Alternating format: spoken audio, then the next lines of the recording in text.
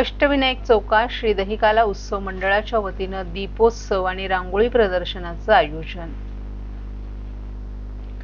श्री दहिकाला उत्सव मंडळाच्या वतीनं दीपावली पाडव्याच्या निमित्तानं ठाण्यातील अष्टविनायक चौकात दीपोत्सव आणि रांगोळी प्रदर्शनाचं आयोजन करण्यात आलं होतं। यंदा या दीपोत्सवाचं हे 26वं वर्ष उत्साहात साजरे करण्यात आलं। या दीपोत्सवाचे मार्गदर्शक स्वर्गीय प्रल्हाद हळदे होते। परिसरातील नागरिकांमध्ये एकोपा राखण्यासाठी आणि सण एकत्र साजरा करण्याच्या उद्देशाने हा उपक्रम दरवर्षी राबवला जातो। यंदा मात्र दीपोत्सवाच्या तयारी दरम्यान दुपारी अचानक अवकाळी पाऊस झाल्यानं काढलेल्या सुंदर रांगोळ्या भिजून नष्ट झाल्या। त्यामुळे कलाकारांची निराशा झाली। मात्र काही वेळानंतर पाऊस थांबताच त्यांनी नव्या जोमानं पुन्हा रांगोळ्या साकारण्यास सुरुवात केली। त्यांच्या या उत्सवाचं कौतुक करत मंडळाच्या वतीनं सर्व कलाकारांचा विशेष सत्कार करण्यात आला। दीपोत्सवाच्या कार्यक्रमादरम्यान फटाक्यांची आतिषबाजी आणि दिव्यांच्या रोषणाईने संपूर्ण परिसर उजळून निघाला होता।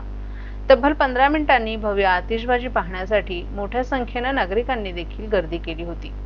या कार्यक्रमाला राष्ट्रवादी काँग्रेस शरद पवार गटाचे आमदार जितेंद्र आव्हाड, मनसे नेते अविनाश जाधव, शिवसेना उबाटा गटाचे राजेश वायल पाटील, प्रकाश कोटवानी, रोहित पिंपोळकर, हेमंत पमनानी, रमाकांत पाटील, सुनील नाईक, पांडुरंग दळवी यांच्यासह मंडळाचे कार्यकर्ते रवींद्र मोरे, पुंडलिक घाग, मनोहर चव्हाण आणि अन्य पदाधिकारीही मोठ्या संख्येने उपस्थित होते।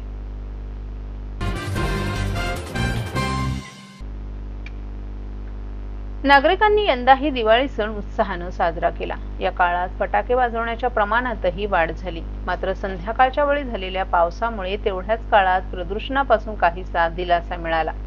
अर्थात यंदा दिवाळीपूर्वीची हवेची गुणवत्ता आणि दिवाळीच्या काळातील हवेची गुणवत्ता याचा विचार करता लक्ष्मीपूजनाच्या दिवशी प्रदूषणाच्या पातळीत सरासरी 11.1% वाढ नोंदवण्यात आली, तर दिवाळीच्या कालावधीत ध्वनीच्या पातळीत 3.2% वाढ नोंदली गेली आहे।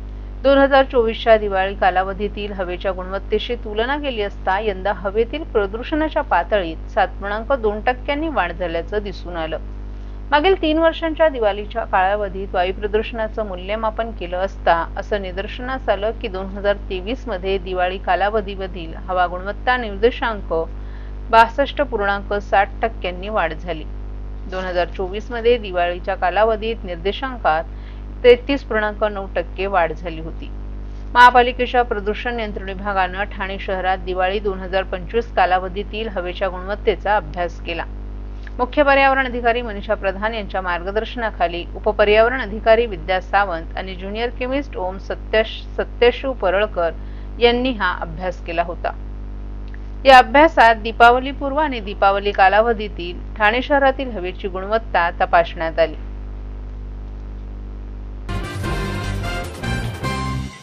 सर्व नागरिकांना आवाहन करण्यात येत आहे की सध्या डासांमार्फत पसरणाऱ्या डेंग्यू या आजाराचा प्रसार रोखण्यासाठी प्रत्येकाने पुढील प्रमाणे कार्यवाही करावी। डेंग्यू आजार एडिस इजिप्ती हा डास चावल्याने होतो। या डासांची पैदास साचलेल्या किंवा साचवलेल्या स्वच्छ पाण्यामध्ये होते।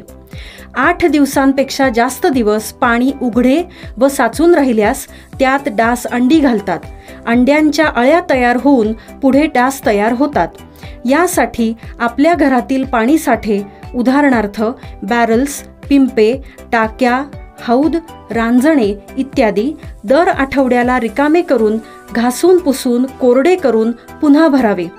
1 दिवस कोरडा दिवस म्हणून पाळावा। पाणी साठ्यांना घट्ट झाकणे बसवावीत किंवा जुनी साडी, चादर, धोतर यांनी बांधून झाकून ठेवावीत, म्हणजे डास त्यात जाऊन अंडी घालणार नाहीत। घराच्या गच्चीवर, आजूबाजूला, अंगणात कोठेही पाणी साचू देऊ नये। भंगार सामान उघड्यावर टाकू नये, उदाहरणार्थ टायर्स, प्लास्टिक सामान, कुंड्या, टाकाऊ वस्तू इत्यादी। अशा सामानात पावसाचे पाणी साठून त्यात डेंग्यूच्या डासांची पैदास होते।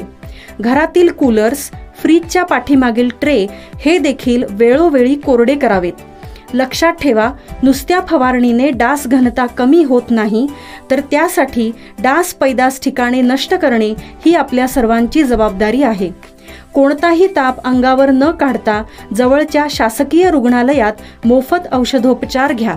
अशा प्रकारे नागरिकांनी सहकार्य केल्यास डेंग्यूचा प्रसार रोखणे सहज शक्य आहे।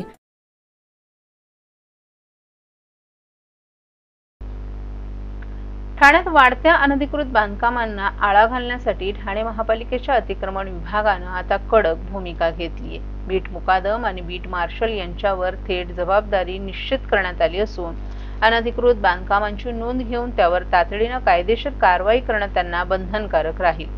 कारवाई न केल्यास संबंधित कर्मचाऱ्यांवर शिस्तभंगात्मक कारवाई केली जाणार असल्याचा इशाराच प्रशासनानं दिलाय। तसंच सहाय्यक आयुक्तांनाही या संदर्भात स्पष्ट जबाबदारी देण्यात आली आहे। उच्च न्यायालयाच्या निर्देशानंतर ठाणे महापालिकेनं बेकायदा बांधकामांविरोधात मोहीम सुरू केली असली तरी काही अधिकाऱ्यांकडून दुर्लक्ष होत असल्याचं समोर आले। त्यामुळेच प्रशासनानं हा नवा निर्णय घेतलाय। गेल्या काही वर्षात ठाण्यात बेकायदा बांधकामांचं प्रमाण चिंताजनक पातळीवर पोहोचले। बदललेल्या राजकीय परिस्थितीत ही बांधकामं झपाट्यानं वाढत असल्याचं लक्षात घेऊन उच्च न्यायालयानं स्वतःहून हस्तक्षेप केला होता। न्यायालयाच्या आदेशानंतर ठाणे महापालिकेनं जून ते सप्टेंबर 2025 या कालावधीत 264 बेकायदा बांधकामांवर कारवाई केली। मात्र पुढील काळात कारवाई अधिक गतिमान करण्यासाठी महापालिका प्रशासन सज्ज झाले। ठाण्यातील अनधिकृत बांधकामांवर प्रभावी नियंत्रण आणण्यासाठी जबाबदारीची साखळी निश्चित करून उत्तरदायित्व वाढवण्याचा प्रयत्न महापालिका प्रशासनानं केला आहे। महापालिकेचे आयुक्त सौरभ राव यांच्या अध्यक्षतेखाली नुकत्याच झालेल्या बैठकीत सर्व प्रभागांमधील बीट, मुकादम आणि सहाय्यक आयुक्तांना स्पष्ट सूचना देण्यात आल्या आहेत।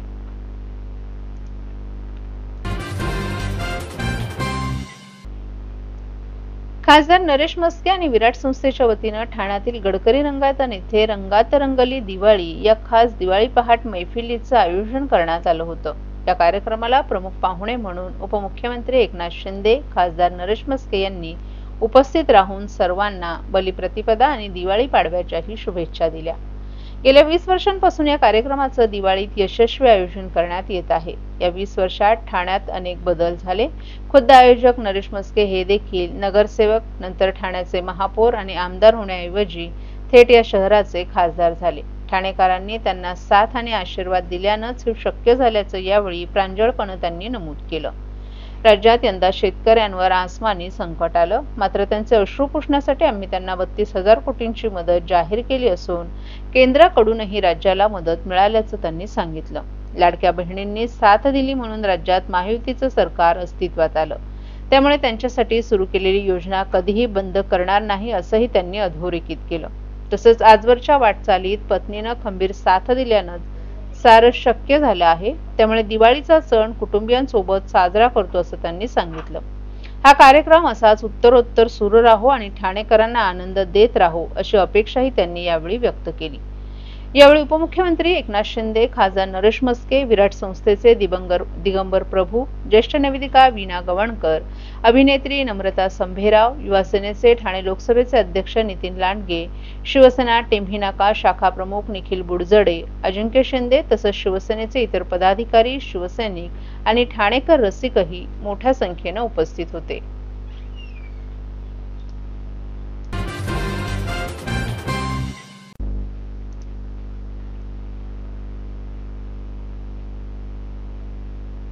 राष्ट्रीय स्वयंसेवक संघासारख्या राष्ट्रभक्त संघटनेवर बंदी घालण्यासंबंधीचं वक्तव्य अत्यंत दुर्दैवी आणि निषेधार्ह आहे असं स्पष्ट मत राज्याचे उपमुख्यमंत्री एकनाथ शिंदे यांनी व्यक्त केले। ठाण्यात पत्रकारांशी संवाद साधताना त्यांनी राष्ट्रीय स्वयंसेवक संघाच्या कार्याचाही गौरव केला। राष्ट्रीय स्वयंसेवक संघ ही एक कडवट देशभक्त आणि राष्ट्रभक्त संघटना असल्याचं उपमुख्यमंत्री एकनाथ शिंदे यांनी सांगितलं। जेव्हा जेव्हा देशावर कोणतंही संकट कोसळतं तेव्हा राष्ट्रीय स्वयंसेवक संघ नेहमीच मदतीसाठी पुढे सरसावतो। अशा संघटनेवर बंदी घालण्याबाबतचं वक्तव्य दुर्दैवी असून त्याचा आम्ही निषेध करत असल्याचंही त्यांनी सांगितलं।